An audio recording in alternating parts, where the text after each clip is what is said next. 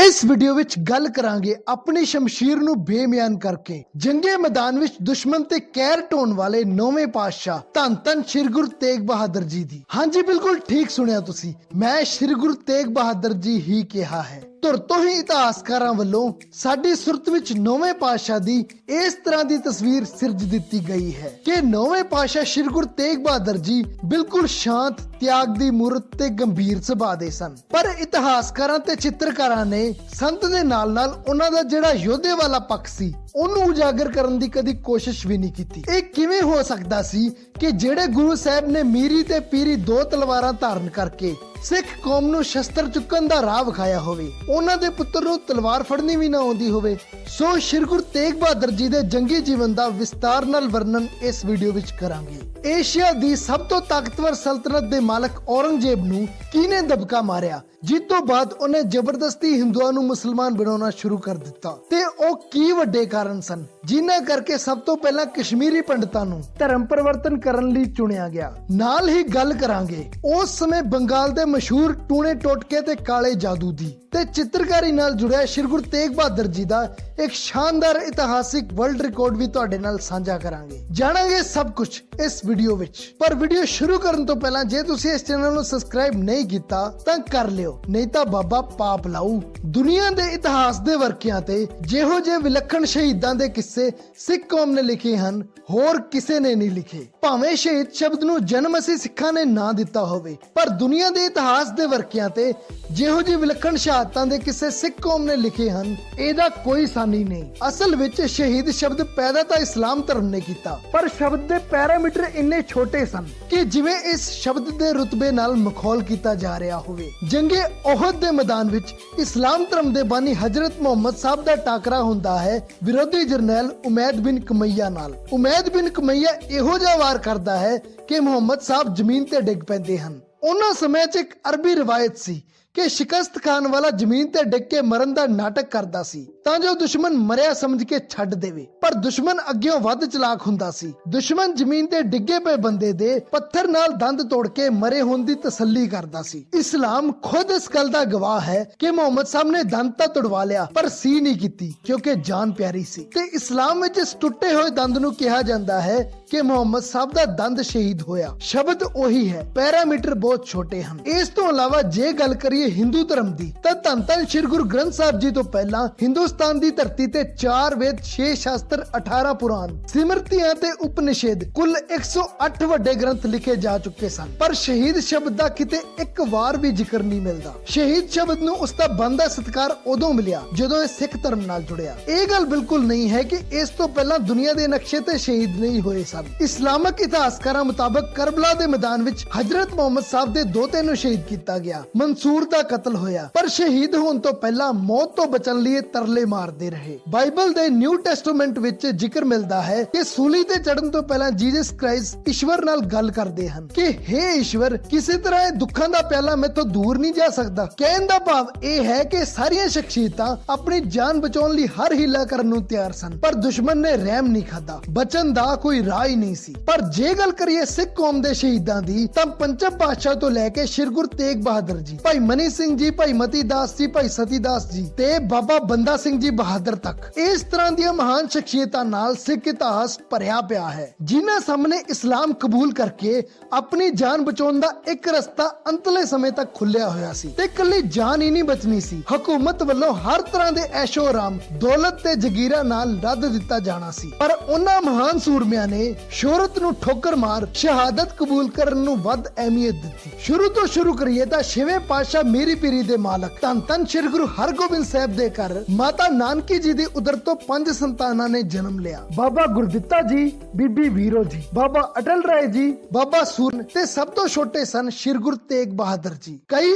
ਉਸ ਸਮੇਂ ਦੇ ਫਾਰਸੀ ਦੇ ਸਰੋਤ, ਮੁੱਖ ਤੌਰ ਤੇ ਖੁਸ਼ਵੰਤ ਰਾਏ ਨੇ ਜਿਹੜਾ ਐਡਿਟ ਕੀਤਾ, ਉਹਦੇ ਮੁਤਾਬਕ ਜਨਮ ਦੇ ਸਮੇਂ ਇਹਨਾਂ ਦਾ ਨਾਮ ਰੱਖਿਆ ਗਿਆ ਸੀ ਤਿਆਗਮਲ। ਇੱਕੋ ਇੱਕ ਗੁਰੂ ਸਾਹਿਬਾਨ ਜਿਨ੍ਹਾਂ ਦਾ ਪ੍ਰਕਾਸ਼ ਸ੍ਰੀ ਅੰਮ੍ਰਿਤਸਰ ਸਾਹਿਬ ਦੀ ਪਵਿੱਤਰ ਧਰਤੀ ਤੇ ਹੋਇਆ। ਤਿਆਗਮਲ ਜੀ ਦਾ ਜੀਵਨ ਇਨ ਬਿਨ ਆਪਣੇ ਨਾਮ ਦੇ ਮੁਤਾਬਕ ਟਲਿਆ ਹੋਇਆ ਸੀ। ਬਚਪਨ ਤੋਂ ਹੀ ਉਹ ਐਨ ਸ਼ਾਂਤ ਚਿੱਤ, ਗੰਭੀਰ, ਦੂਸਰਿਆਂ ਦੇ ਦੁੱਖ ਨੂੰ ਆਪਣਾ ਸਮਝਣ ਵਾਲੇ ਤੇ ਤਿਆਗ ਦੀ ਅਪਾਰ ਮੂਰਤ ਸਨ। ਆਮ ਬੱਚਿਆਂ ਵਰਗੀ ਚੰਚਲਤਾ ਤਾਂ ਉਹਨਾਂ ਦੇ ਨੇੜਿਓਂ ਹੋ ਕੇ ਵੀ ਨਹੀਂ ਸੀ ਲੰਘੀ। ਆਓ ਇਸੇ ਗੱਲ ਨਾਲ ਜੁੜਿਆ ਇੱਕ ਇਤਿਹਾਸਿਕ ਕਿੱਸਾ ਸਾਂਝਾ ਕਰੀਏ। ਮੌਕਾ ਸੀ ਗੁਰੂ ਹਰਗੋਬਿੰਦ ਸਾਹਿਬ ਦੇ ਸਭ ਤੋਂ ਵੱਡੇ ਪੁੱਤਰ ਭਾਈ ਗੁਰਦਿੱਤਾ ਜੀ ਦੇ ਵਿਆਹ ਦਾ। ਬਰਾਤ ਬਟਾਲੇ ਜਾਣੀ ਸੀ ਤੇ ਪੂਰੀ ਸ਼ਾਨੋ ਸ਼ੌਕਤ ਨਾਲ ਬਸ ਰਵਾਨਾ ਹੋਣ ਦੀ ਤਿਆਰੀ ਵਿੱਚ ਸੀ। ਆਪਣੇ ਵੱਡੇ ਭਰਾ ਦੀ ਬਰਾਤ ਲਈ ਬਾਲਕ ਤਿਆਗਮਲ ਨੂੰ ਵੀ ਸ਼ਾਹੀ ਪੁਸ਼ਾਕ, ਦੋਵੇਂ ਹੱਥਾਂ ਵਿੱਚ ਸੋਨੇ ਦੇ ਕੰਗਣ ਪਾ ਬੜੀ ਹੀ ਰੀਝ ਨਾਲ ਤਿਆਰ ਕੀਤਾ ਗਿਆ ਸੀ। ਤਿਆਰ ਹੋਏ ਬਾਲਕ ਤਿਆਗਮਲ ਜੀ ਖੇਡਦੇ ਘਰ ਤੋਂ ਬਾਹਰਲੇ ਪਾਸੇ ਜੇ ਆ ਗਏ। ਉੱਥੇ ਉਹਨਾਂ ਦੇ ਇੱਕ ਹਮ ਉਮਰ ਗਰੀਬ ਜਿਹਾ ਬਾਲਕ ਪਾਟੇ ਪੁਰਾਣੇ ਕੱਪੜਿਆਂ 'ਚ ਲਗਭਗ ਨਗਨ ਜਾਈ ਖੜਾ ਰੋ ਰਿਹਾ ਸੀ। ਜਿਗਿਆਸਾ ਵਸ਼ ਜਦੋਂ ਤਿਆਗਮਲ ਜੀ ਨੇ ਰੋਣ ਦਾ ਕਾਰਨ ਪੁੱਛਿਆ ਤਾਂ ਉਹ ਬਾਲਕ ਕਹਿੰਦਾ, ਅੱਤ ਦੀ ਸਰਦੀ ਦਾ ਮੌਸਮ ਹੈ, ਸਭ ਨੇ ਇੰਨੇ ਸੋਹਣੀਆਂ ਪੁਸ਼ਾਕਾਂ ਪਾਈਆਂ ਹੋਈਆਂ ਹਨ, ਪਰ ਮੇਰੇ ਕੋਲ ਤਾਂ ਅਜਿਹਾ ਕੁਝ ਵੀ ਨਹੀਂ ਹੈ। ਮੈਂ ਇਹ ਪਾਟੇ ਪੁਰਾਣੇ ਕੱਪੜੇ ਪਾਉਣ ਨੂੰ ਮਜਬੂਰ ਹਾਂ। ਬਸ ਇੰਨਾ ਹੀ ਕਹਿਣ ਦੀ ਦੇਰ ਸੀ ਕਿ ਤਿਆਗਮਲ ਜੀ ਨੇ ਆਪਣੇ ਪਾਈ ਹੋਈ ਉਹ ਸ਼ਾਹੀ ਪੁਸ਼ਾਕ, ਜੋ ਖਾਸ ਤੌਰ ਤੇ ਉਹਨਾਂ ਦੇ ਵੱਡੇ ਭਰਾ ਦੀ ਬਰਾਤ ਦੇ ਮੌਕੇ ਲਈ ਤਿਆਰ ਕਰਵਾਈ ਗਈ ਸੀ, ਲਾ ਕੇ ਉਸ ਗਰੀਬ ਬੱਚੇ ਨੂੰ ਪਹਿਨਾ ਦਿੱਤੀ। ਇੰਨਾ ਹੀ ਨਹੀਂ, ਆਪਣੇ ਹੱਥਾਂ 'ਚ ਪਾਏ ਹੋਏ ਸੋਨੇ ਦੇ ਕੰਗਣ ਵੀ ਉਹਨੂੰ ਦੇ ਦਿੱਤੇ। ਲੰਘਦੇ ਟੱਪਦੇ ਲੋਕਾਂ ਨੇ ਜਦੋਂ ਇਹ ਨਜ਼ਾਰਾ ਵੇਖਿਆ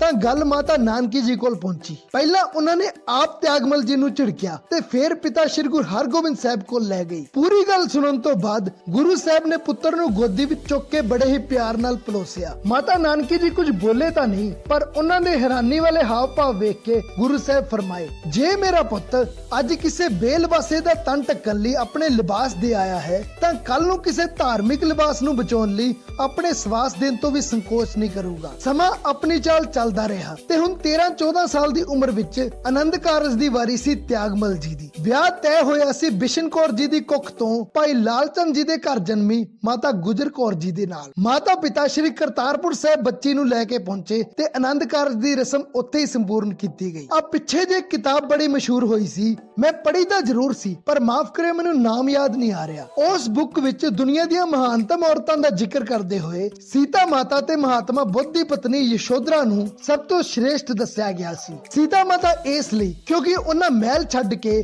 ਵਨਵਾਸ ਵਿੱਚ ਪਤੀ ਦਾ ਸਾਥ ਦਿੱਤਾ ਸੀ ਤੇ ਯਸ਼ੋਧਰਾ ਇਸ ਲਈ ਕਿਉਂਕਿ ਉਹਨੇ ਪਤੀ ਦਾ ਧਰਮ ਅਪਣਾਇਆ ਸੀ। ਪਾਵਨ ਪਵਿੱਤਰ ਸ਼੍ਰੀ ਗੁਰੂ ਗ੍ਰੰਥ ਸਾਹਿਬ ਜੀ ਦੀ ਬਾਣੀ ਵਿੱਚ ਇੱਕ ਵਾਕ ਹੈ, ਸੁਪਰ ਕੱਪੜ ਭੋਗ ਨਾਨਕ ਪੀਰੀ ਵਿਉਣੀ ਤੱਤੀਆਂ। ਇਸ ਦਾ ਅਰਥ ਹੈ ਕਿ ਜਿਹੜੀ ਤੀਵੀ ਕੋਲ ਉਸ ਦਾ ਪਤੀ ਹੈ ਨਹੀਂ ਤਾਂ ਬਾਕੀ ਵੱਡੇ ਤੋਂ ਵੱਡੇ ਸੁੱਖਾਂ ਦੀ ਕੋਈ ਵੈਲਿਊ ਨਹੀਂ। ਸੀਤਾ ਮਾਤਾ ਤੇ ਯਸ਼ੋਧਰਾ ਦੋਵਾਂ ਨੂੰ ਹੀ ਸਾਰਾ ਜੀਵਨ ਪਤੀ ਦਾ ਸਾਥ ਨਸੀਬ ਹੋਇਆ। ਪਰ ਜੇ ਗੱਲ ਕਰੀਏ ਮਾਤਾ ਗੁਜਰ ਕੌਰ ਜੀ ਦੀ ਤਾਂ ਉਹਨਾਂ ਕਦੇ ਨਾਲ ਹੁੰਦੇ ਹੋਏ ਤੇ ਕਦੀ ਦੂਰ ਸਾਰਾ ਜੀਵਨ ਪਤੀ ਦੇ ਵਿਛੋੜੇ ਵਿੱਚ ਹੀ ਲੰਘਾਇਆ। ਹਜੇ ਵਿਆਹ ਨੂੰ ਮਹੀਨਾ ਵੀ ਨਹੀਂ ਸੀ ਹੋਇਆ ਕਿ ਸੱਜਰ ਵਿਆਹੀ ਨੂੰ ਪਤੀ ਨੂੰ ਜੰਗ ਦੇ ਮੈਦਾਨ ਵੱਲ ਤੋਰਨਾ ਪਿਆ। ਜੀਵਨ ਦੇ 42 ਵਰੇ ਲੰਘ ਜਾਣ ਤੋਂ ਬਾਅਦ ਪੁੱਤਰ ਦਾ ਮੁਖ ਵੇਖਣਾ ਨਸੀਬ ਹੋਇਆ ਤਾਂ ਉਸ ਸਮੇਂ ਪ੍ਰਚਾਰਕ ਦੌਰੇ ਤੇ ਗਏ ਗੁਰੂ ਸਾਹਿਬਾਨ 3 ਸਾਲ ਬਾਅਦ ਪਰਤੇ। 20 ਸਾਲ ਬਾਬੇ ਬਕਾਲੇ ਆਪਣੇ ਸਾਰੇ ਗ੍ਰਸਤੀ ਸੁਖ ਤਿਆਗ ਕੇ ਭਗਤੀ ਚ ਲੀਨ ਪਤੀ ਦੀ ਸੇਵਾ ਕੀਤੀ ਤੇ ਜੀਵਨ ਦਾ ਸਫ਼ਰ ਹਜੇ ਮਸਾ ਅੱਧਾ ਹੀ ਲੰਘਿਆ ਸੀ ਕਿ ਪਹਾੜ ਜਿੱਡਾ ਜੇਰਾ ਕਰਕੇ ਮਨੁੱਖਤਾ ਦੀ ਭਲਾਈ ਲਈ ਨਿੱਜੀ ਹਿੱਤਾਂ ਦਾ ਤਿਆਗ ਕਰਕੇ ਪਤੀ ਨੂੰ ਸ਼ਹਾਦਤ ਦੇਣ ਲਈ ਦਿੱਲੀ ਵੱਲ ਤੋਰ ਦਿੱਤਾ। ਉਹੀ ਸ਼ਹਾਦਤ ਸਾਜ਼ਿਸ਼ਾਂ ਘੜ ਕੇ ਜਿਹਦੇ ਮਿਆਦ ਨੂੰ ਹਮੇਸ਼ਾ ਤੋਂ ਡੇਗਣ ਦੀ ਕੋਸ਼ਿਸ਼ ਕੀਤੀ ਜਾਂਦੀ ਰਹੀ ਹੈ, ਉਹ ਵੀ ਉਹਨਾਂ ਬੇਕਦਰਾਂ ਵੱਲੋਂ ਜਿਨ੍ਹਾਂ ਦੀ ਲਾਜ ਰੱਖਣ ਲਈ ਇਹ ਸ਼ਹਾਦਤ ਦਿੱਤੀ ਗਈ ਸੀ। ਇਹ ਸ਼ਹਾਦਤ ਕਿਸੇ ਧਰਮ ਦੇ ਲਈ ਨਹੀਂ, ਮਨੁੱਖਤਾ ਦੇ ਹੱਕਾਂ ਦੀ ਰਾਖੀ ਲਈ ਹੋਈ ਸੀ ਤੇ ਹਿੰਦੂ ਕਸ਼ਮੀਰੀ ਬ੍ਰਾਹਮਣ ਨਹੀਂ, ਇਹਨਾਂ ਦੀ ਥਾਂ ਤੇ ਜੇ ਕੋਈ ਹੋਰ ਆ ਕੇ ਬੇਨਤੀ ਕਰਦਾ ਤਾਂ ਵੀ ਗੁਰੂ ਸਾਹਿਬਾਨ ਨੇ ਇਸੇ ਤਰ੍ਹਾਂ ਸ਼ਹਾਦਤ ਦੇਣ ਲਈ ਜਾਣਾ ਸੀ। ਪਹਿਲਾਂ ਤਾਂ ਇਸ ਸ਼ਹਾਦਤ ਦੇ ਮਿਆਰ ਨੂੰ ਨੀਵਾਂ ਕਰਕੇ ਮਨੁੱਖਤਾ ਦੀ ਚਾਦਰ ਤੋਂ ਹਿੰਦ ਦੀ ਚਾਦਰ ਦੇ ਰੂਪ ਵਿੱਚ ਪ੍ਰਚਾਰਿਆ ਗਿਆ ਤੇ ਹੁਣ ਇੱਕ ਸੋਚੀ ਸਮਝੀ ਸਾਜ਼ਿਸ਼ ਦੇ ਤਹਿਤ ਪੇਡ ਲਿਟਰੇਚਰ ਰਾਹੀਂ ਇਸ ਨੂੰ ਹਿੰਦ ਦੀ ਚਾਦਰ ਤੋਂ ਹਿੰਦੂ ਦੀ ਚਾਦਰ ਦੇ ਰੂਪ ਵਿੱਚ ਪ੍ਰਚਾਰਿਆ ਜਾ ਰਿਹਾ ਹੈ। ਵਿੱਚੇ ਵਿੱਚ ਇਹ ਮੰਗ ਕਈ ਵਾਰ ਉੱਠਦੀ ਰਹੀ ਹੈ ਕਿ ਜੇ ਵਰਲਡ ਹਿਊਮਨ ਰਾਈਟਸ ਡੇ ਮਨਾਉਣਾ ਹੈ ਤਾਂ 9ਵੇਂ ਪਾਤਸ਼ਾਹ ਦੇ ਸ਼ਹੀਦੀ ਦਿਹਾੜੇ ਤੇ ਮਨਾਇਆ ਜਾਵੇ, ਕਿਉਂਕਿ ਗੁਰੂ ਸਾਹਿਬ ਨੇ ਹਿਊਮਨ ਰਾਈਟਸ ਦੀ ਗੱਲ ਉਦੋਂ ਕੀਤੀ ਜਿੱਤੋਂ 300 ਸਾਲ ਬਾਅਦ ਤੱਕ ਗੋਰੇ ਅਫਰੀਕੀ ਲੋਕਾਂ ਨੂੰ ਸਬ ਹਿਊਮਨਸ ਕਹਿ ਕੇ ਜਾਨਵਰਾਂ ਤਰ੍ਹਾਂ ਵਰਤਦੇ ਰਹੇ। ਡੰਗਰਾਂ ਵਾਂਗ ਹੀ ਉਹਨਾਂ ਦੀ ਮੰਡੀ ਲੱਗਦੀ ਸੀ, ਬੋਲੀ ਹੁੰਦੀ ਸੀ ਤੇ ਗੋਰਿਆਂ ਦੇ ਮਨੋਰੰਜਨ ਲਈ ਉਹਨਾਂ ਦੇ ਚਿੜੀਆਘਰ ਬਣਾਏ ਗਏ ਸਨ ਤੇ ਅੱਜ ਉਹੀ ਲੋਕ ਦੁਨੀਆ ਨੂੰ ਹਿਊਮਨ ਰਾਈਟਸ ਪੜਾਉਣ ਦਾ ਠੇਕਾ ਲੈਂਦੇ ਹਨ। ਸਨ 1948 ਵਿੱਚ ਮਨੁੱਖੀ ਅਧਿਕਾਰ ਦਿਵਸ ਮਨਾਉਣ ਦੀ ਮਿਤੀ ਤੈਅ ਕਰਨ ਲਈ ਯੂਐਨਓ ਵੱਲੋਂ ਇੱਕ ਮੀਟਿੰਗ ਸੱਦੀ ਗਈ ਸੀ। ਨਹਿਰੂ ਭਾਰਤ ਸਰਕਾਰ ਦੇ ਨੁਮਾਇੰਦੇ ਵੀ ਇਸ ਮੀਟਿੰਗ ਵਿੱਚ ਸ਼ਾਮਲ ਹੋਏ ਸਨ। ਜੇ ਉਸ ਸਮੇਂ ਉਹਨਾਂ ਨੂੰ ਸ਼੍ਰੀ ਗੁਰੂ ਤੇਗ ਬਹਾਦਰ ਜੀ ਦੇ ਇਸ ਮਾਨਯੋਗ ਇਤਿਹਾਸ ਨਾਲ ਜਾਣੂ ਕਰਵਾਇਆ ਹੁੰਦਾ ਤਾਂ ਉਹਨਾਂ ਨੂੰ ਮਨੁੱਖੀ ਅਧਿਕਾਰ ਦਿਵਸ ਗੁਰੂ ਸਾਹਿਬ ਦੀ ਸ਼ਹਾਦਤ ਵਾਲੇ ਦਿਨ ਮਨਾਉਣ ਲਈ ਆਸਾਨੀ ਨਾਲ ਮਨਾਇਆ ਜਾ ਸਕਦਾ ਸੀ। ਪਰ ਅਫਸੋਸ ਦੀ ਗੱਲ ਇਹ ਹੈ ਕਿ ਸਾਡੇ ਨੀਤ ਤੇ ਖੋਟੇ ਨੁਮਾਇੰਦੇ ਆਪ ਹੀ ਨਹੀਂ ਸਨ ਚਾਹੁੰਦੇ। So back to the topic, ਹਜੇ ਤਿਆਗਮਲ ਜੀ ਦੇ ਆਨੰਦ ਕਾਰਜ ਨੂੰ ਮਹੀਨਾ ਵੀ ਨਹੀਂ ਸੀ ਪੂਰਾ ਹੋਇਆ ਕਿ ਪੈਂਦੇ ਖਾਂ ਤੇ ਕਾਲੇ ਖਾਂ ਨੇ ਕਰਤਾਰਪੁਰ ਸਾਹਿਬ ਤੇ ਹਮਲਾ ਕਰ ਦਿੱਤਾ। ਇਹ ਜੰਗ ਕਰਤਾਰਪੁਰ ਸਾਹਿਬ ਦੇ ਬਾਜ਼ਾਰਾਂ ਵਿੱਚ ਹੋਈ ਸੀ ਤੇ ਮਾਤਾ ਗੁਜਰ ਕੌਰ ਜੀ ਨੇ ਆਪਣੀ ਸੱਸ ਮਾਤਾ ਨਾਨਕੀ ਜੀ ਦੇ ਨਾਲ ਇਮਾਰਤਾਂ ਦੀਆਂ ਛੱਤਾਂ ਤੇ ਖਲੋ ਕੇ ਆਪਣੇ ਸਹੁਰੇ ਸਾਹਿਬ ਸ੍ਰੀ ਗੁਰੂ ਹਰਗੋਬਿੰਦ ਸਾਹਿਬ ਦੀ ਅਗਵਾਈ ਵਿੱਚ ਆਪਣੇ 14 ਸਾਲਾਂ ਦੇ ਪਤੀ ਤਿਆਗਮਲ ਜੀ ਨੂੰ ਰਣਤੱਤੇ ਵਿੱਚ ਤੇਗ ਵਹਾਉਂਦਿਆਂ ਵੇਖਿਆ। ਰਣਤੱਤੇ ਵਿੱਚ ਤੇਗ ਖੜਕਦਿਆਂ ਸਵੇਰ ਤੋਂ ਦੁਪਹਿਰ ਹੋ ਗਈ ਸੀ। ਮਾਤਾ ਨਾਨਕੀ ਜੀ ਨੇ ਸੁਨੇਹਾ ਭੇਜਿਆ ਕਿ ਪੁੱਤਰ ਜੀ ਤੁਸੀਂ ਹਜੇ ਬਾਲਕ ਹੋ, ਸਵੇਰ ਤੋਂ ਜੰਗੇ ਮੈਦਾਨ ਵਿੱਚ ਜੂਝਦੇ ਥੱਕ ਗਏ ਹੋਣੇ, ਮੁੜ ਆਓ ਤੇ ਆਰਾਮ ਕਰੋ। ਅੱਗੋਂ ਬਾਲਕ ਤਿਆਗਮਲ ਜੀ ਨੇ ਸੁਨੇਹਾ ਭੇਜਿਆ ਕਿ ਮਾਤਾ ਸੂਰਮੇ ਜੰਗੇ ਮੈਦਾਨ ਚੋਂ ਦੋ ਹੀ ਤਰੀਕੇ ਨਾਲ ਮੁੜਦੇ ਹਨ, ਜਾਂ ਤਾਂ ਫਤਿਹਯਾਬ ਹੋ ਕੇ ਤੇ ਜਾਂ ਸ਼ਹੀਦ ਹੋ ਕੇ। 14 ਸਾਲ ਦੇ ਬਾਲਕ ਨੇ ਇਹੋ ਜੀ ਤੇਗ ਵਹਾਈ ਕਿ ਜੰਗੇ ਮੈਦਾਨ ਵਿੱਚ ਵੈਰੀਆਂ ਨੂੰ ਭਾਜੜਾਂ ਪਾ ਦਿੱਤੀਆਂ। ਹਨੇਰਾ ਘਿਰਨ ਤੋਂ ਪਹਿਲਾਂ ਹੀ ਗੁਰੂ ਸਾਹਿਬ ਦੀਆਂ ਲਾਡਲੀਆਂ ਫੌਜਾਂ ਨੇ ਵੈਰੀਆਂ ਦੇ ਪੈਰ ਉਖਾੜ ਕੇ ਜੰਗੇ ਮੈਦਾਨ ਆਪਣੇ ਨਾਮ ਕਰ ਲਿਆ। ਅਗਲੇ ਦਿਨ ਜਦੋਂ ਰਣਤੱਤੇ 'ਚ ਨਾਮ ਚਮਕਾਉਣ ਵਾਲਿਆਂ ਨੂੰ ਸਨਮਾਨ ਦੇਣ ਦਾ ਸਮੇਂ ਆਇਆ ਤਾਂ ਸ੍ਰੀ ਗੁਰੂ ਹਰਗੋਬਿੰਦ ਸਾਹਿਬ ਜੀ ਨੇ ਤਿਆਗਮਲ ਜੀ ਨੂੰ ਬੁਲਾ ਕੇ ਕਿਹਾ, ਪੁੱਤਰ ਜੀ ਜਿਸ ਤਰ੍ਹਾਂ ਤੁਸੀਂ ਕੱਲ ਜੰਗੇ ਮੈਦਾਨ ਵਿੱਚ ਦੁਸ਼ਮਣਾਂ ਦੇ ਆਹੂ ਲਾਏ, ਇਹ ਕੰਮ ਤਾਂ ਕੋਈ ਤੇਗ ਦਾ ਧਨੀ ਬਹਾਦਰ ਯੋਧਾ ਹੀ ਕਰ ਸਕਦਾ ਹੈ। ਅੱਜ ਤੋਂ ਸਤਿਕਾਰ ਨਾਲ ਤੁਹਾਨੂੰ ਇੱਕ ਨਵੇਂ ਨਾਮ ਤੇਗ ਬਹਾਦਰ ਦੇ ਰੂਪ ਵਿੱਚ ਜਾਣਿਆ ਜਾਊਗਾ। ਇਸ ਦੇ ਨਾਲ ਨਾਲ ਗੁਰੂ ਪਾਤਸ਼ਾਹ ਨੇ ਪੁੱਤਰ ਤੇਗ ਬਹਾਦਰ ਜੀ ਨੂੰ ਇੱਕ ਸੁੰਦਰ ਰੁਮਾਲ ਤੇ ਇੱਕ ਸ਼ਾਨਦਾਰ ਕਟਾਰ ਭੇਟਾ ਕੀਤੀ। ਸਮਾਂ ਲੰਘਿਆ ਤੇ ਦਿਨ ਆਇਆ ਛੇਵੇਂ ਪਾਤਸ਼ਾਹ ਵੱਲੋਂ ਗੁਰਗੱਦੀ ਦਾ ਅਗਲਾ ਵਾਰਸ ਐਲਾਨਣ ਦਾ ਤੇ ਸ੍ਰੀ ਗੁਰੂ ਹਰਗੋਬਿੰਦ ਸਾਹਿਬ ਜੀ ਨੇ ਚੁਣਿਆ ਆਪਣੇ ਪੋਤਰੇ ਬਾਬਾ ਗੁਰਦਿੱਤਾ ਜੀ ਦੇ ਪੁੱਤਰ ਸ੍ਰੀ ਹਰ ਰਾਏ ਜੀ ਨੂੰ। ਜੇ ਆਪਾਂ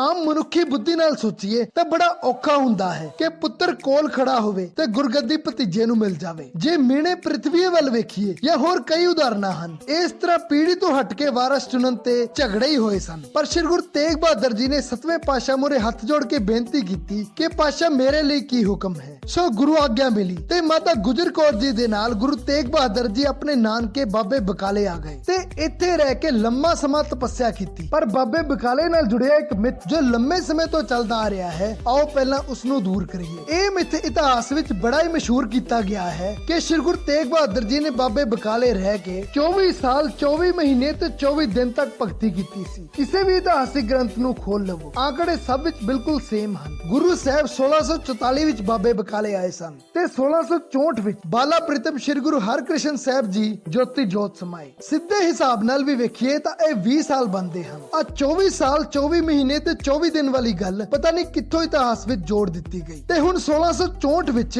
ਭਾਈ ਮੱਖਣ ਸ਼ਾਹ ਲਬਾਣਾ ਨੇ ਬਾਬੇ ਬਕਾਲੇ ਆ ਕੇ 9ਵੇਂ ਪਾਤਸ਼ਾਹ ਨੂੰ ਪ੍ਰਗਟ ਕੀਤਾ। ਭਾਈ ਮੱਖਣ ਸ਼ਾਹ ਲਬਾਣਾ ਕੌਣ ਸਨ, ਉਹਨਾਂ ਕਿਸ ਤਰ੍ਹਾਂ ਸੱਚੇ ਗੁਰੂ ਦੀ ਪਛਾਣ ਕੀਤੀ, ਉਹਨਾਂ ਸਮੇਂ 'ਚ ਉਹਨਾਂ ਦਾ ਰੁਤਬਾ ਕੀ ਸੀ ਤੇ ਆਖਿਰ ਕਿਉਂ ਜ਼ਾਲਮ ਔਰੰਗਜ਼ੇਬ ਵਰਗੇ ਮੁਗਲ ਬਾਦਸ਼ਾਹ ਵੱਲੋਂ ਵੀ ਉਹਨਾਂ ਨੂੰ ਕਤਲ ਤੱਕ ਕਰਨ ਦੀ ਛੂਟ ਦਿੱਤੀ ਗਈ ਸੀ। ਇਹਨਾਂ ਸਭ ਤੇ ਮੈਂ ਆਲਰੇਡੀ ਇੱਕ ਡੈਡੀਕੇਟਿਡ ਵੀਡੀਓ ਬਣਾਇਆ ਹੋਇਆ ਹੈ। ਐਂਡ ਸਕਰੀਨ ਤੇ ਡਿਸਕ੍ਰਿਪਸ਼ਨ ਵਿੱਚ ਇਸ ਦਾ ਲਿੰਕ ਮਿਲ ਜਾਊਗਾ, ਤੁਸੀਂ ਦੇਖ ਸਕਦੇ ਹੋ। ਗੁਰੂ ਰੂਪ ਵਿੱਚ ਆਉਣ ਤੋਂ ਬਾਅਦ 9ਵੇਂ ਪਾਤਸ਼ਾਹ ਨੇ ਪਰਿਵਾਰ ਨੂੰ ਛੱਡਿਆ ਪਟਨਾ ਸਾਹਿਬ ਤੇ ਆਪ ਪ੍ਰਚਾਰਕ ਦੌਰਿਆਂ ਵੱਲ ਰਵਾਨਾ ਹੋ ਗਏ। ਪ੍ਰਥਮ ਪਾਤਸ਼ਾਹ ਸ੍ਰੀ ਗੁਰੂ ਨਾਨਕ ਦੇਵ ਜੀ ਤੋਂ ਬਾਅਦ ਸ੍ਰੀ ਗੁਰੂ ਤੇਗ ਬਹਾਦਰ ਜੀ ਹੀ ਸਨ ਜਿਨ੍ਹਾਂ ਨੇ ਧਰਮ ਪ੍ਰਚਾਰ ਵਿੱਚ ਦੂਰ ਦੁਰਾਡਿਆਂ ਦੇ ਦੌਰੇ ਕੀਤੇ। ਗੁਰੂ ਸਾਹਿਬ ਉਸ ਸਮੇਂ ਵੀ ਪ੍ਰਚਾਰਕ ਦੌਰੇ ਤੇ ਹੀ ਸਨ ਜਦੋਂ ਲਗਭਗ 45 ਸਾਲ ਦੀ ਉਮਰ ਵਿੱਚ ਉਹਨਾਂ ਨੂੰ ਪੁੱਤਰ ਪ੍ਰਾਪਤੀ ਹੋਈ। ਪਟਨਾ ਸਾਹਿਬ ਤੋਂ ਗੁਰੂ ਸਾਹਿਬ ਜੀ ਕੋਲ ਸੁਨੇਹਾ ਪਹੁੰਚਿਆ ਕਿ ਘਰ ਵਿੱਚ ਪੁੱਤਰ ਦੀ ਆਮਦ ਹੋਈ ਹੈ। ਡਾਕਟਰ ਗੰਡਾ ਸਿੰਘ ਜੀ ਹੁਕਮਨਾਮੇ ਤੇ ਨਿਸਤਾਰਨਾਮੇ, ਜਿਹਦੇ ਵਿੱਚ ਉਹਨਾਂ ਨੇ ਗੁਰੂ ਕਾਲ ਦੇ 34 ਹੁਕਮਨਾਮੇ ਐਡਿਟ ਕੀਤੇ ਸਨ। ਉਹਨਾਂ ਚੋਂ ਇੱਕ ਹੁਕਮਨਾਮਾ ਇਹ ਵੀ ਸੀ ਜਿਹਨੂੰ 9ਵੇਂ ਪਾਤਸ਼ਾਹ ਨੇ ਪਟਨਾ ਸਾਹਿਬ ਭੇਜਿਆ ਸੀ, ਜਿਹਦੇ ਵਿੱਚ ਗੁਰੂ ਸਾਹਿਬ ਫਰਮਾਉਂਦੇ ਹਨ ਕਿ ਪੁੱਤਰ ਦਾ ਨਾਮ ਗੋਬਿੰਦ ਰਾਏ ਰੱਖਿਆ ਜਾਵੇ।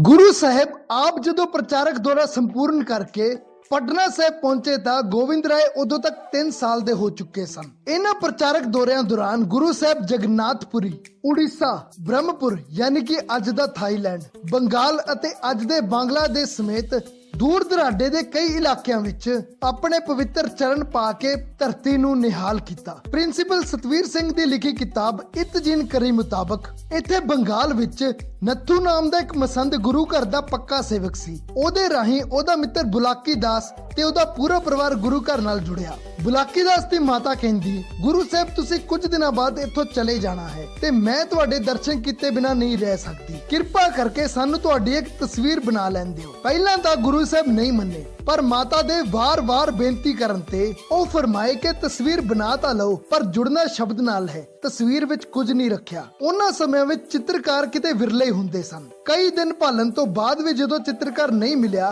ਤਾਂ ਬੁਲਾਕੀ ਦਾਸ ਆਪਣੇ ਰਾਜਾ ਸ਼ਤਿਸਤ ਖਾਨ ਦੇ ਦਰਬਾਰ ਵਿੱਚ ਪੇਸ਼ ਹੋ ਗਿਆ। ਤੇ ਸ਼ਾਹੀ ਚਿੱਤਰਕਾਰ ਕੋਲੋਂ ਆਪਣੇ ਗੁਰੂ ਦੀ ਤਸਵੀਰ ਬਣਵਾਉਣ ਦੀ ਬੇਨਤੀ ਕੀਤੀ। ਜਿਗਿਆਸਾ ਵਜੋਂ ਜਦੋਂ ਰਾਜਾ ਸ਼ਕਿਸਤ ਖਾਨ ਪਹਿਲੀ ਵਾਰ ਗੁਰੂ ਸਾਹਿਬ ਨੂੰ ਮਿਲਿਆ ਤਾਂ ਪਹਿਲੀ ਮੁਲਾਕਾਤ ਵਿੱਚ ਹੀ ਗੁਰੂ ਘਰ ਦਾ ਸ਼ਰਧਾਲੂ ਬਣ ਗਿਆ। ਸ਼ਾਹੀ ਚਿੱਤਰਕਾਰ ਨੂੰ ਤਸਵੀਰ ਬਣਾਉਣ ਲਈ ਸੱਦਿਆ ਗਿਆ। ਉਸਨੇ ਸਾਰੀ ਤਸਵੀਰ ਬਣਾ ਦਿੱਤੀ, ਪਰ ਕਈ ਦਿਨ ਪ੍ਰਯਾਸ ਕਰਨ ਤੋਂ ਬਾਅਦ ਵੀ ਉਹ ਗੁਰੂ ਸਾਹਿਬ ਦਾ ਚਿਹਰਾ ਨਹੀਂ ਬਣਾ ਪਾ ਰਿਹਾ ਸੀ। ਕਹਿੰਦਾ ਚਿਹਰੇ ਤੇ ਜਲਾਲ ਹੀ ਇੰਨਾ ਹੈ ਕਿ ਮੈਥੋਂ ਕਲਮ ਚਲਾਈ ਹੀ ਨਹੀਂ ਜਾਂਦੀ। ਕਈ ਦਿਨ ਕੋਸ਼ਿਸ਼ ਕਰਨ ਤੋਂ ਬਾਅਦ ਵੀ ਜਦੋਂ ਉਹ ਕਾਮਯਾਬ ਨਾ ਹੋਇਆ ਤਾਂ ਗੁਰੂ ਸਾਹਿਬ ਜੀ ਨੇ ਆਪ ਕਲਮ ਫੜ ਕੇ ਕੈਨਵਸ ਦੇ ਉੱਤੇ ਆਪਣੇ ਚਿਹਰੇ ਦੀ ਤਸਵੀਰ ਉਕੇਰ ਦਿੱਤੀ। ਦੁਨੀਆ ਭਰ ਦੇ ਧਾਰਮਿਕ ਇਤਿਹਾਸ ਵਿੱਚ ਇਹ ਅੱਜ ਤੱਕ ਦਾ ਬਣਿਆ ਸਭ ਤੋਂ ਪਹਿਲਾ ਸੈਲਫ ਪੋਰਟਰੇਟ ਹੈ ਜਦੋਂ ਕਿਸੇ ਧਰਮ ਦੇ ਰਹਿਬਰ ਨੇ ਆਪਣੀ ਤਸਵੀਰ ਆਪ ਬਣਾਈ ਹੋਵੇ। ਇਹ ਤਸਵੀਰ ਅੱਜ ਵੀ ਕਲਕੱਤੇ ਦੇ ਵਿਕਟੋਰੀਆ ਮਿਊਜ਼ੀਅਮ ਵਿੱਚ ਮੌਜੂਦ ਹੈ। ਅਗਲੇ ਇਤਿਹਾਸਿਕ ਕਿੱਸੇ ਦਾ ਸਰੋਤ ਹੈ ਮੋਸਰੇ ਆਲਮਗੀਰੀ, ਜੋ ਔਰੰਗਜ਼ੇਬ ਦੇ ਦਰਬਾਰ ਦੀ ਦੈਨਿਕ ਡਾਇਰੀ ਸੀ, ਜਿਸ ਨੂੰ ਲਿਖਿਆ ਹੈ ਮਿਰਜ਼ਾ ਅਨਾਇਤੁੱਲਾ ਖਾਨ ਨੇ। ਢਾਕੇ ਦੇ ਨੇੜੇ ਸ਼੍ਰੀ ਗੁਰੂ ਤੇਗ ਬਹਾਦਰ ਜੀ ਨੂੰ ਰਾਮ ਸਿੰਘ ਨਾਮ ਦਾ ਇੱਕ ਰਾਜਪੂਤ ਰਾਜਾ ਆ ਕੇ ਮਿਲਿਆ। ਉਹ ਰਾਜਪੂਤਾਨੇ ਦਾ ਰਾਜਾ ਸੀ ਜਿਸ ਨੂੰ ਔਰੰਗਜ਼ੇਬ ਨੇ ਇੱਥੇ ਬੰਗਾਲ ਭੇਜਿਆ ਸੀ, ਕਿਉਂਕਿ ਉਹਦੀ ਕੈਦ ਵਿੱਚੋਂ ਸ਼ਿਵਾਜੀ ਮਰਾਠਾ ਭੱਜ ਗਿਆ ਸੀ ਕਿ ਔਰੰਗਜ਼ੇਬ ਨੇ ਕਿਹਾ ਸੀ ਕਿ ਤੈਨੂੰ ਉਦੋਂ ਤੱਕ ਮਾਫੀ ਨਹੀਂ ਮਿਲਦੀ ਜਦੋਂ ਤੱਕ ਤੂੰ ਕਾਮਰੂਪ ਦਾ ਇਲਾਕਾ ਨਹੀਂ ਜਿੱਤਦਾ। ਇਹ ਔਰੰਗਜ਼ੇਬ ਦੀ ਇੱਕ ਸੋਚੀ ਸਮਝੀ ਸਾਜ਼ਿਸ਼ ਕਿ ਜੇ ਉਹ ਹਾਰ ਗਿਆ ਤਾਂ ਰਾਜਪੂਤਾਨੇ ਦਾ ਰਾਜ ਔਰੰਗਜ਼ੇਬ ਦਾ ਹੋ ਜਾਊਗਾ ਤੇ ਜੇ ਉਹ ਜਿੱਤ ਗਿਆ ਤਾਂ ਕਾਮਰੂਪ ਦਾ ਇਲਾਕਾ ਔਰੰਗਜ਼ੇਬ ਨੂੰ ਮਿਲ ਜਾਊਗਾ। ਬੰਗਾਲ ਦੇ ਕਾਮਰੂਪ ਦਾ ਇਹ ਇਲਾਕਾ ਜਿੱਤਣਾ ਇਸ ਲਈ ਮੁਸ਼ਕਲ ਮੰਨਿਆ ਜਾਂਦਾ ਸੀ ਕਿਉਂਕਿ ਇਹ ਇਲਾਕਾ ਆਪਣੇ ਕਾਲੇ ਜਾਦੂ ਤੇ ਜਾਦੂਗਰਾਂ ਲਈ ਬਦਨਾਮ ਸੀ। ਪਹਿਲੇ ਜਾਮੇ ਵਿੱਚ ਜਦੋਂ ਸ਼੍ਰੀ ਗੁਰੂ ਨਾਨਕ ਦੇਵ ਜੀ ਇੱਥੇ ਆਉਂਦੇ ਹਨ ਤਾਂ ਉਦੋਂ ਵੀ ਸਾਨੂੰ ਨੂਰ ਸ਼ਾਹ ਜਾਦੂਗਰਨੀ ਦਾ ਇਤਿਹਾਸ ਵਿੱਚ ਜ਼ਿਕਰ ਮਿਲਦਾ ਹੈ। ਰਾਮ ਸਿੰਘ ਸ਼੍ਰੀ ਗੁਰੂ ਤੇਗ ਬਹਾਦਰ ਜੀ ਮੂਹਰੇ ਹੱਥ ਜੋੜ ਕੇ ਬੇਨਤੀ ਕਰਦਾ ਹੈ ਕਿ ਗੁਰੂ ਸਾਹਿਬ ਕੋਈ ਰਾਹ ਵਿਖਾਓ, ਇਸ ਕਾਲੇ ਜਾਦੂ ਤੇ ਕਿਸ ਤਰ੍ਹਾਂ ਪਾਰ ਪਾਈ ਜਾ ਸਕਦੀ ਹੈ। ਮੈਂ ਸੁਣਿਆ ਹੈ ਕਿ ਇੱਥੋਂ ਦੇ ਜਾਦੂਗਰ ਜਾਂ ਤਾਂ ਵਿਰੋਧੀ ਫੌਜ ਨੂੰ ਅੰਨਾ ਕਰ ਦਿੰਦੇ ਹਨ ਤੇ ਜਾਂ ਪਾਣੀ ਵਿੱਚ ਰੋੜ ਦਿੰਦੇ ਹਨ। ਸ਼੍ਰੀ ਗੁਰੂ ਤੇਗ ਬਹਾਦਰ ਜੀ ਨੇ ਸਮਝਾਇਆ ਕਿ ਜਦੋਂ ਔਰੰਗਜ਼ੇਬ ਦੇ ਵਡੇਰੇ ਬਾਬਰ ਨੇ ਹਿੰਦੁਸਤਾਨ ਤੇ ਹਮਲਾ ਕੀਤਾ ਸੀ ਤਾਂ ਇੱਥੋਂ ਦੇ ਮੌਲਾਨਾ ਤੇ ਪੰਡਤਾਂ ਨੇ ਲੋਧੀ ਸਰਦਾਰਾਂ ਨੂੰ ਕਿਹਾ ਸੀ ਕਿ ਤੁਹਾਨੂੰ ਜੰਗੇ ਮੈਦਾਨ ਲਈ ਤਿਆਰੀ ਕਰਨ ਦੀ ਕੋਈ ਲੋੜ ਨਹੀਂ, ਅਸੀਂ ਇਹੋ ਜਿਹੇ ਮੰਤਰ ਮਾਰਾਂਗੇ ਕਿ ਬਾਬਰ ਦੀ ਫੌਜ ਹੀ ਅੰਨੀ ਹੋ ਜਾਊਗੀ। ਪਰ ਹੋਇਆ ਕੀ, ਇਹ ਤਾਂ ਆਪਾਂ ਸਾਰੇ ਹੀ ਜਾਣਦੇ ਹਾਂ। ਇੱਕ ਵੀ ਸਿਪਾਹੀ ਤੇ ਕਿਸੇ ਜਾਦੂ ਮੰਤਰ ਦਾ ਕੋਈ ਅਸਰ ਨਹੀਂ ਹੋਇਆ। ਜੰਗਾਂ ਜਿੱਤਣ ਲਈ ਰਣਤੱਤੇ ਵਿੱਚ ਜੂਝਣਾ ਹੀ ਪੈਂਦਾ ਹੈ। ਤੁਸੀਂ ਗੁਰੂ ਨਾਨਕ ਦਾ ਨਾਮ ਧਿਆ ਕੇ ਜੰਗੇ ਮੈਦਾਨ ਵਿੱਚ ਉਤਰਿਓ, ਕੋਈ ਕਾਲਾ ਜਾਦੂ ਤੁਹਾਡਾ ਵਾਲ ਵੀ ਵਿੰਗਾ ਨਹੀਂ ਕਰ ਸਕਦਾ। ਇਹਨਾਂ ਵਹਿਮਾਂ ਭਰਮਾਂ ਨੇ ਸਦੀਆਂ ਤੋਂ ਹਿੰਦੁਸਤਾਨ ਦਾ ਬੇੜਾ ਗਰਕ ਕੀਤਾ ਪਿਆ ਹੈ ਤੇ ਸੈਂਕੜੇ ਸਾਲ ਲੰਘ ਜਾਣ ਤੋਂ ਬਾਅਦ ਵੀ ਅੱਜ ਵੀ ਸਥਿਤੀ ਵਿੱਚ ਕੋਈ ਬਾਲਾ ਸੁਧਾਰ ਨਹੀਂ ਆਇਆ। ਤੁਸੀਂ ਵੇਖਿਆ ਹੀ ਸੀ ਕਿ ਕਿਸ ਤਰ੍ਹਾਂ ਤਾਲੀਆਂ ਵਜਾ ਕੇ, ਦੀਵੇ ਜਗਾ ਕੇ ਤੇ ਥਾਲੀਆਂ ਖੜਕਾ ਕੇ ਕਰੋਨਾ ਦੇ ਵਾਇਰਸ ਨੂੰ ਮਾਰਨ ਦੀ ਕੋਸ਼ਿਸ਼ ਕੀਤੀ ਗਈ ਸੀ। ਪਰ ਇਸ ਜੰਗ ਵਿੱਚ ਹਾਰਿਆ ਕੌਣ? ਜਵਾਬ ਹੈ ਕੋਈ ਵੀ ਨਹੀਂ, ਕਿਉਂਕਿ ਗੁਰੂ ਸਾਹਿਬ ਨੇ ਵਿੱਚ ਪੈ ਕੇ ਇਹ ਜੰਗ ਟਾਲ ਦਿੱਤੀ ਤੇ ਦੋਵਾਂ ਰਾਜਿਆਂ ਦੀ ਆਪਸ ਵਿੱਚ ਸੁਲਾਹ ਕਰਵਾ ਦਿੱਤੀ। ਕੱਲੀ ਤਿਆਗ ਦੀ ਮੂਰਤ ਨਾ ਸਮਝੀਏ, ਅੰਦਾਜ਼ਾ ਲਾ ਕੇ ਵੇਖੋ ਕਿ ਉਸ ਸਮੇਂ ਗੁਰੂ ਸਾਹਿਬ ਦਾ ਰਾਜਨੀਤਿਕ ਕੱਦ ਕਿੰਨਾ ਉੱਚਾ ਹੋਊਗਾ ਕਿ ਇੱਕ ਪਾਸੇ ਹੈ ਬ੍ਰਹਮਾ ਦਾ ਰਾਜਾ ਬ੍ਰਹਮਦੱਤ ਤੇ ਦੂਜੇ ਪਾਸੇ ਹੈ ਔਰੰਗਜ਼ੇਬ ਦਾ ਭੇਜਿਆ ਹੋਇਆ ਰਾਮ ਸਿੰਘ, ਤੇ ਗੁਰੂ ਸਾਹਿਬ ਵਿੱਚ ਪੈ ਕੇ ਦੋਵੇਂ ਮੁਲਕਾਂ ਦੀ ਆਪਸ ਵਿੱਚ ਸੁਲਾਹ ਕਰਵਾ ਦਿੰਦੇ ਹਨ। ਮੈਂ ਹਮੇਸ਼ਾ ਗੱਲ ਨੂੰ ਅੱਜਕੱਲ ਦੇ ਐਗਜ਼ਾਮਪਲ ਨਾਲ ਸਮਝਾ ਕੇ ਵੇਖਣ ਦੀ ਕੋਸ਼ਿਸ਼ ਕਰਦਾ ਹਾਂ ਤਾਂ ਕਿ ਆਪਾਂ ਗੱਲ ਦੀ ਅਸਲ ਵੈਲਿਊ ਨੂੰ ਫੀਲ ਕਰ ਸਕੀਏ। ਜਿਵੇਂ ਅੱਜ ਭਾਰਤ ਤੇ ਪਾਕਿਸਤਾਨ ਵਿੱਚ ਕਸ਼ਮੀਰ ਦੀ ਸੀਮਾ ਨੂੰ ਲੈ ਕੇ ਵਿਵਾਦ ਚੱਲ ਰਿਹਾ ਹੈ ਤੇ ਜੇ ਕਿਤੇ ਕੋਈ ਧਾਰਮਿਕ ਗੁਰੂ ਵਿੱਚ ਪੈ ਕੇ ਦੋਵਾਂ ਮੁਲਕਾਂ ਦੀ ਆਪਸ ਵਿੱਚ ਸੁਲਾਹ ਹੋਊਗਾ ਤਾਂ ਅੰਦਾਜ਼ਾ ਲਾਓ ਕਿ ਉਸ ਗੁਰੂ ਦਾ ਰਾਜਨੀਤਿਕ ਕੱਦ ਕਿੰਨਾ ਉੱਚਾ ਹੋਊਗਾ। ਇਸ ਤੋਂ ਬਾਅਦ ਗੁਰੂ ਸਾਹਿਬ ਜੀ ਨੇ ਜ਼ਮੀਨ ਵਿੱਚ ਖੰਜਰ ਗੱਡ ਕੇ ਦੋਵਾਂ ਮੁਲਕਾਂ ਦੀ ਹੱਦ ਤੈਅ ਕਰ ਦਿੱਤੀ। ਇਹ ਉਹੀ ਖੰਜਰ ਸੀ ਜੋ ਛੇਵੇਂ ਪਾਤਸ਼ਾਹ ਨੇ ਜੰਗ ਵਿੱਚ ਬਹਾਦਰੀ ਦੇ ਇਨਾਮ ਵਜੋਂ ਆਪਣੇ ਪੁੱਤਰ ਨੂੰ ਭੇਂਟ ਕੀਤਾ ਸੀ। ਜਿੱਥੇ ਗੁਰੂ ਸਾਹਿਬ ਨੇ ਖੰਜਰ ਗੱਡਿਆ ਸੀ ਉੱਥੇ ਅੱਜ ਬੰਗਾਲ ਦਾ ਸ਼ਹਿਰ ਖੰਜਰਪੁਰ ਵਸਦਾ ਹੈ। ਇਸ ਤੋਂ ਬਾਅਦ ਦੋਵਾਂ ਰਾਜਿਆਂ ਨੇ ਬੇਨਤੀ ਕੀਤੀ ਕਿ ਗੁਰੂ ਸਾਹਿਬ ਸੇਵਾ ਦੱਸੋ, ਅਸੀਂ ਤੁਹਾਡੇ ਲਈ ਕੀ ਕਰ ਸਕਦੇ ਹਾਂ। ਸ਼੍ਰੀ ਗੁਰੂ ਤੇਗ ਬਹਾਦਰ ਜੀ ਫਰਮਾਏ ਕਿ ਮੈਨੂੰ ਆਪਣੇ ਲਈ ਕੁਝ ਨਹੀਂ ਚਾਹੀਦਾ। ਇਸ ਇਲਾਕੇ ਵਿੱਚ ਪਹਿਲੇ ਜਾਮੇ ਵਿੱਚ ਸਾਡੇ ਸ਼੍ਰੀ ਗੁਰੂ ਨਾਨਕ ਦੇਵ ਜੀ ਪਧਾਰੇ ਸਨ। ਆਪਣੀਆਂ ਫੌਜਾਂ ਨੂੰ ਕਹੋ ਕਿ ਢਾਲਾਂ ਵਿੱਚ ਮਿੱਟੀ ਭਰ ਕੇ ਮੇਰੇ ਗੁਰੂ ਦੀ ਯਾਦ ਵਿੱਚ ਇੱਥੇ ਇੱਕ ਧਾਰਮਿਕ ਸਥਲ ਦੀ ਉਸਾਰੀ ਕਰਾਉਣ, ਜਿਸ ਨੂੰ ਅੱਜ ਆਪਾਂ ਦਮਦਮਾ ਸਾਹਿਬ ਦੇ ਨਾਮ ਨਾਲ ਜਾਣਦੇ ਹਾਂ। ਸੋ ਇਹ ਸੀ ਸ਼੍ਰੀ ਗੁਰੂ ਤੇਗ ਬਹਾਦਰ ਜੀ ਦੇ ਜੀਵਨ ਦਾ ਇੱਥੋਂ ਤੱਕ ਦਾ ਇਤਿਹਾਸ। ਕਿਉਂਕਿ ਵੀਡੀਓ ਕਾਫੀ ਲੰਮਾ ਹੋ ਰਿਹਾ ਸੀ, ਸੋ ਬਾਕੀ ਦਾ ਇਤਿਹਾਸ ਆਪਾਂ ਅਗਲੇ ਵੀਡੀਓ ਵਿੱਚ ਸਾਂਝਾ ਕਰਾਂਗੇ। ਵੀਡੀਓ ਪਸੰਦ ਆਇਆ ਤਾਂ ਲਾਈਕ ਕਰਕੇ ਅੱਗੇ ਵੱਧ ਤੋਂ ਵੱਧ ਸ਼ੇਅਰ ਜ਼ਰੂਰ ਕਰਿਓ ਤਾਂ ਜੋ ਇਹ ਮਾਣਯੋਗ ਇਤਿਹਾਸ ਹੋਰ ਸੰਗਤ ਤੱਕ ਵੀ ਪਹੁੰਚ ਸਕੇ। ਤੇ ਸਾਡੇ ਚੈਨਲ ਦੇ ਬਾਕੀ ਇਤਿਹਾਸਿਕ ਵੀਡੀਓ ਵੀ ਜ਼ਰੂਰ ਵੇਖਿਓ। ਪਲੇਲਿਸਟ ਵਿੱਚ ਜਾ ਕੇ ਤੁਹਾਨੂੰ ਸਾਰੇ ਵੀਡੀਓਜ਼ ਮਿਲ ਜਾਣਗੇ। ਚੈਨਲ ਨੂੰ ਸਬਸਕ੍ਰਾਈਬ ਤਾਂ ਤੁਸੀਂ ਕਰ ਹੀ ਦਿੱਤਾ ਹੋਣਾ ਤੇ ਹਮੇਸ਼ਾ ਦੀ ਤਰ੍ਹਾਂ ਜਾਣ ਤੋਂ ਪਹਿਲਾਂ ਕਮੈਂਟ ਬਾਕਸ ਵਿੱਚ ਵਾਹਿਗੁਰੂ ਜੀ ਲਿਖ ਕੇ ਆਪਣੀ ਹਾਜ਼ਰੀ ਜ਼ਰੂਰ ਲਵਾਇਓ। ਵਾਹਿਗੁਰੂ ਜੀ ਕਾ ਖਾਲਸਾ, ਵਾਹਿਗੁਰੂ ਜੀ ਕੀ ਫਤਿਹ।